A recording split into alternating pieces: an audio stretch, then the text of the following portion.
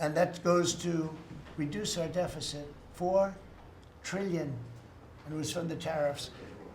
Our country is becoming very, very rich again. I hope you get used to it. You know, you're gonna have to get used to it. In addition to reducing the deficit, any update on your previous talking about potentially giving Americans a tariff rebate check? Well, we have a lot of money coming in, rebate check for the Americans, and it's coming in at tremendous numbers. Don't forget, I would say, Scott, we probably are talking about right now 50%, maybe even less than that. With all the money you're hearing is coming in, you're talking about, you know, a lot of it hasn't kicked in yet. And when it really kicks in is in 2 years when these plants are built and opened and the money starts pouring in, right? But, I mean, there's a concept of making you could call it a dividend, as we would say, making a dividend to the people in this country who have had to suffer through stupid leadership. And they paid a lot of taxes and they got nothing for it. Or they got attacked like you were, okay, for it. No, there's a possibility. Primarily we want to pay down debt, but there's a possibility that we take a piece of it and make a dividend to the people. And American tech companies. I have a question for Steve Witkoff, if I may. Yeah. This past weekend, Sergei Lavrov was saying that Putin will not sign a peace deal with Zelensky because Russia views him as illegitimate. Just wondering if the Russians have been relaying this to your team, if they view Zelensky, you know, as a leader worth signing a peace deal with, if they will. Doesn't matter what they say. Steve can answer, but I can answer too. Doesn't matter what they say. Everybody's posturing. It's all bullshit, okay? Everybody's posturing. Steve, do you have a different answer? I agree with you, sir. What is your administration Here in this city, there are 500 people short on the police department, police. In New York City, it's 3,000. In Chicago, it's 1,300. Would they have had to bring in troops from the National Guard if the police departments in this country were fully staffed? Defund the police. How bad did that turn out for America? It's an interesting question. I was surprised when I heard how many police were here. It's not a really big area. And I think they said they're down to 3,200 police or something like that. I said, that's a lot of police. And I was a little bit surprised because to me that's a big force. And it's not a big area, but it is what it is. There's a lot of crime. You have a lot of, don't forget, you have a lot of police that weren't allowed to do their job. When I came in, as you remember, we made tremendous strides in a little conflict that we had going at the time because I allowed our military to make the decision. I said, you can make any decision you want. I gave it to the colonels in the field. I gave it to the captains in the field. You remember that where everything went through Biden, meaning one of the people, and everything went through Obama before him. Everything went through. They had to make the decision as to whether or not to attack the Taliban. So they'd find 30 people together. They'd call up Washington, and they'd go to a political hack who knew nothing about it. My first night, I got that same call. Like they called me, and they said, "We have I got a call at 3 o'clock in the morning because I listened to their system, and they were calling me and they were asking me whether or not they could attack a group of people having to do with you-know-what war I'm talking about." And I said, I know nothing about this. Wait a minute. And then I said, who is he? Let me speak to the people calling. They're calling from Afghanistan. And I said, let me speak to the people. I want to speak to them. And it was a colonel. I said, where'd you go to school, Colonel? I went to West Point, sir. Were you a good student? I was, sir. I was a very good student. So you're calling the White House to ask for permission to attack, and by the time you get the answer, how long does it take? Sometimes 2 or 3 weeks. So by the time you get the answer, the people that you want to attack have already left, right? He said, how did you know that, sir? I said, let me ask you, so you're a good student, you went to West Point, and you love the military, right? Yeah. You make the decision. And I gave all those guys that went to all these great schools, and they're all military people, I gave them the right to make their own decision, and we kicked ISIS's ass. Don't forget, ISIS was supposed to take 5 years to terminate him, and we had a man named Raisin Kane, who happens to have done the whole thing in Iran. He's a great general, and He's a wonderful guy too, believe it or not, but he's a great soldier. We let them do their work, and we defeated ISIS. We defeated everybody. Every fight that we had militarily that I had, I won. And I let these great soldiers do some make a mistake, I guess. But like this colonel, I'll never forget it. Where did you go to school? I went to West Point, sir. I did ask him a question. I like good students as opposed to bad students. He said, I was a good student, sir. And I said, you do what's necessary. And, you know, I don't want to sound overly vicious, but he wiped out the entire group of very bad people that want to kill us. So you have to let them do their job. In Washington, they're not allowed to do their job, okay? They're not allowed. You have great police. You have great police, but they're not allowed. Hello. Go ahead. On Congress, Mr. President, would you be open to a year-long continuing resolution? I'm always open to whatever is necessary. Look, here's the problem in Congress. You have Democrats that will never vote for anything. I could say that we're going to lower your taxes by 50%.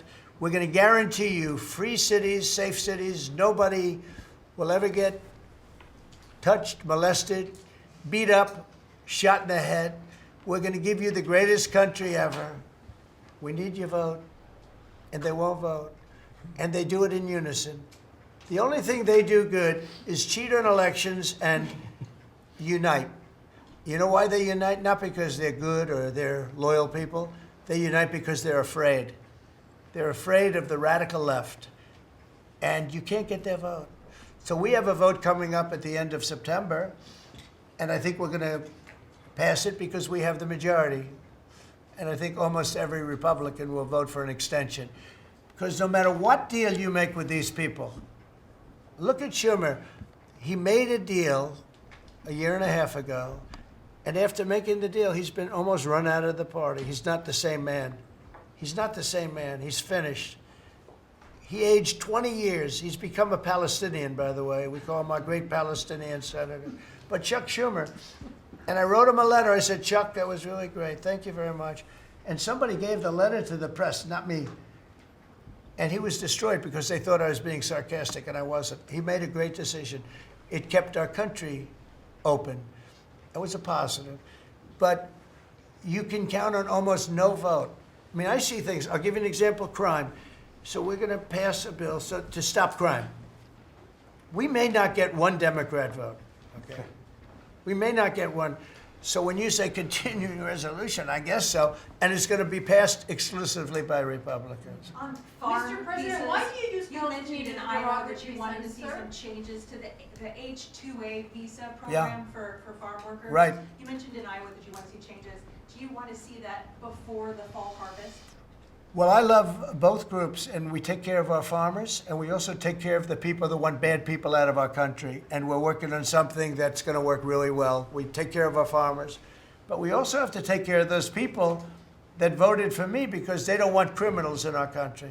And we're working on something where we can take care of both. Mr. The President, CBO report that you were talking about, the CBO report that two of your cabinet members were talking about. I remember back on Liberation Day, many of us reporters covered your detractors, people saying that it was going to explode the deficit and therefore explode the debt. Who all has called you to say I was wrong?